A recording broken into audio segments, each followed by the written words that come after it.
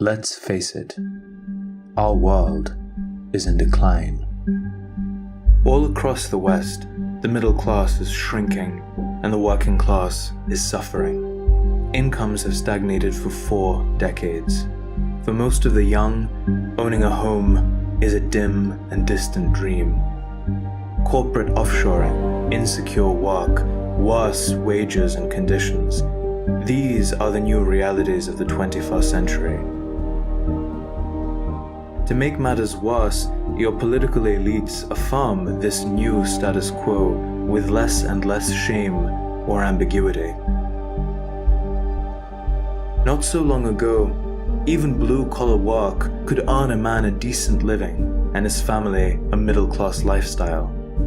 It would have afforded him the respect of his fellow citizens, companionship with his fellow workers, and the dignity of self-sufficiency. These jobs, factory work, trucking, construction, are now increasingly the domain of migrants.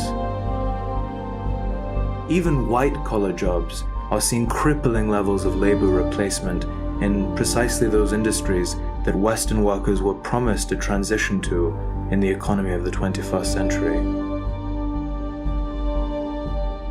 Little surprise that Donald Trump's successful bid for the presidency came largely on the back of promises to address illegal immigration, to construct a border wall, to reintroduce economic protectionism.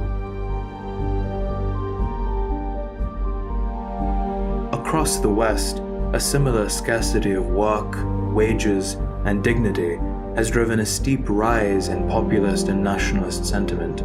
2016 saw the victory of Brexit.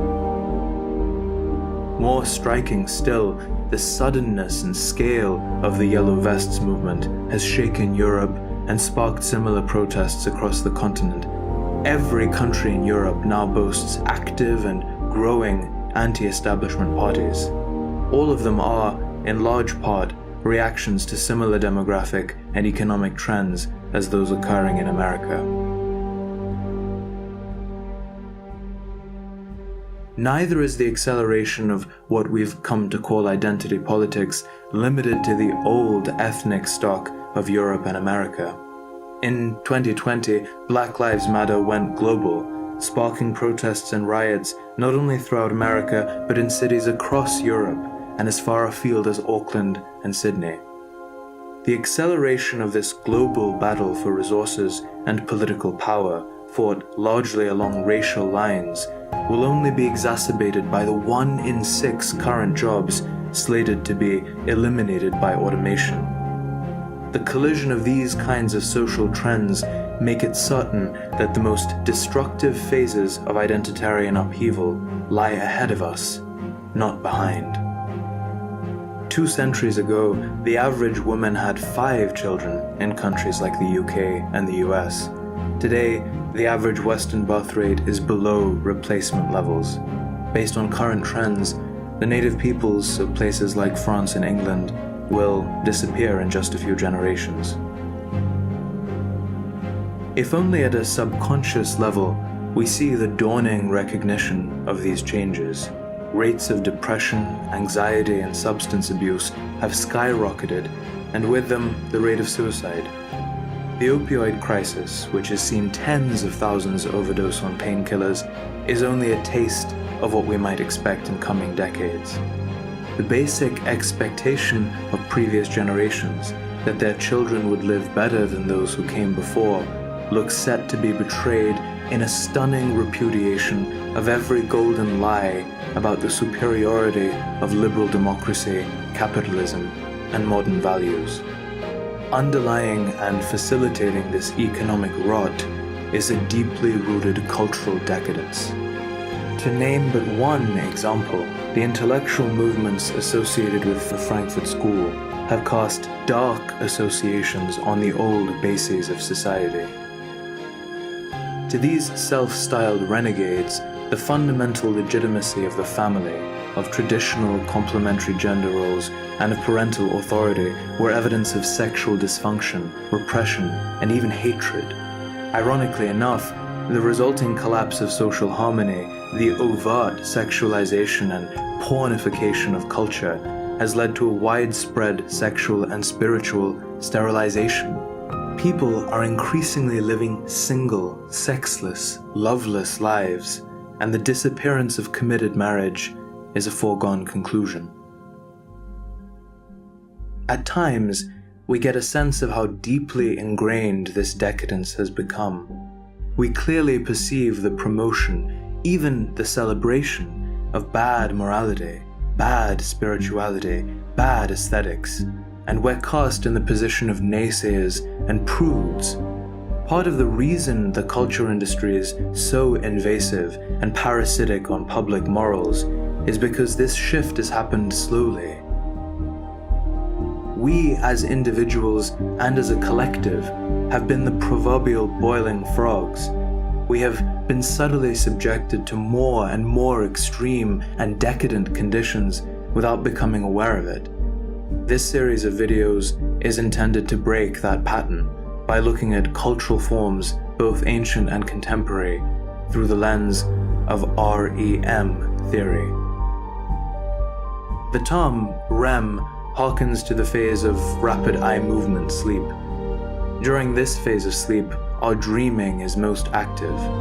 In the cultural context, REM theory refers to the conscious inception of dreams, desires, and motivations by artists, parabolists, and their often conscious enablers. REM theory traces a web of carefully crafted hidden messages embedded within art for the purposes of positively moralizing one group and demoralizing another. The supposition of REM theory is that this kind of coded messaging is a subversive but common and salient phenomenon, not merely in contemporary media, but in artistic and intellectual expression appearing throughout human civilization, including within ancient religion.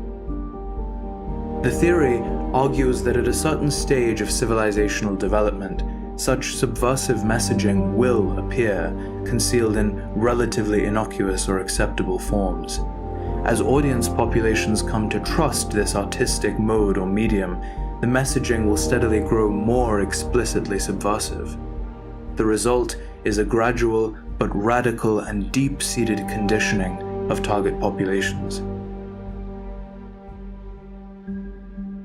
To demonstrate just how far this process has reached in our own time and place, perhaps it's simplest to point to Hollywood's sister industry in the San Fernando Valley, also known as Porn Valley. The internet has fundamentally changed the way in which pornography can be consumed. The average age that a child first views pornography is now 11 years old. Some studies have suggested that children aged 10 and under account for a full fifth of online porn consumption. From an early age, children, prepubescents, and adolescents are desensitized to sex, and their ability to pair bond is irreparably compromised. It could be argued that since the rise of the internet in the 90s, children have been de facto sexually abused on a previously unimaginable scale. In the face of persistent, unapologetic evil and ugliness like this, nihilism becomes an all-too-easy refuge. Why, after all, should we care? To scientifically and historically enlightened men, all human time passes in the blink of an eye. All human achievement is trivial and temporary. Good and evil, beauty and horror have the same rights, the same validity. Perhaps this is where the story ends, with the race of people Nietzsche called the last men, who struggle only to end struggle, who tend quietly to their machines and to the tiny garden of their human rights. In the end, it's a testament to our ruined psychological state that such a question even need be asked.